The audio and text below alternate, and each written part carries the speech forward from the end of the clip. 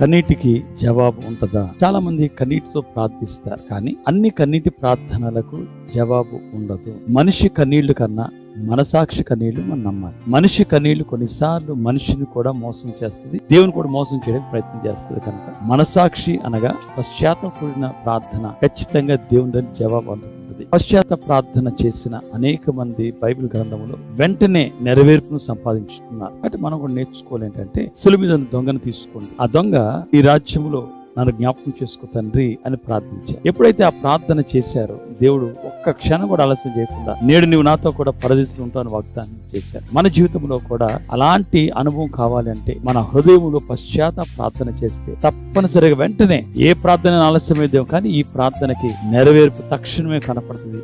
ఇలా మీరు ప్రార్థించి దేవుని జవాబు అందుతుందా? దేవుడు మిమ్మల్ని దీవించును గాక. ఆమేన్.